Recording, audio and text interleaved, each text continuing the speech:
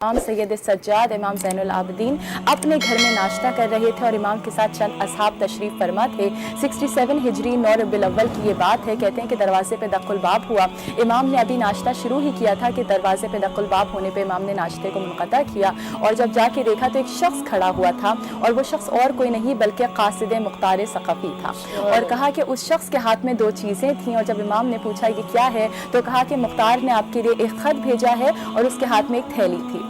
कहा जब इमाम ने उस ख़त को खोला तो उस ख़त में लिखा था मुख्तार सक़फ़ी ने कि इमाम मैंने अहले बैत के, मैंने शहदाए करबला के, मैंने आपके घराने के कातिलों के जितना ज़्यादा जिस अंदाज से भी बदला ले सका बेहतरीन भरपूर अंदाज से अपनी जानिब से कोशिश करके उनके मारने की कोशिश की, उनसे बदला क़त्ल हुसैन का लेने की कोशिश की और अपनी इस काविश के बाद उनके सरों को आपके पास तोहफ़तन भेजा है। कहा कि जैसे ही इमाम ने ये ख़त देखा और उन सरों पर एक निगाह डाली तो 5 सर 9 रबीउल अव्वल के दिन इमाम के पास आए, जिनमें कहा जाता है कि उमर साद का सर, इब्न नुमैर का सर था, शिमर का सर था, खूली का सर था। और कहते हैं कि जब इमाम ने इन सरों को देखा, उमर साद के सर को देखा तो कहते हैं कि इमाम ने अपने आप को सजदा शुक्र में गिरा दिया और जिस वक्त इमाम ने सजदा शुक्र किया तो यूँ तो ये सैयदुस साजिदीन है, यूँ तो ये ज़ैनुल आबिदीन है, इनके लिए सजदा शुक्र करना कोई बड़ी बात नहीं, ये दिन रात सजदा खालिक में गिरे रहते हैं। लेकिन आज के सजदे में इमाम ने कुछ मुख्तलिफ अंदाज से, बहुत ही खूबसूरत अंदाज से अल्फाज अदा किए और कहा परवरदिगार तेरा शुक्र है कि तूने इस अंदाज से मेरी दुआ को पूरा किया।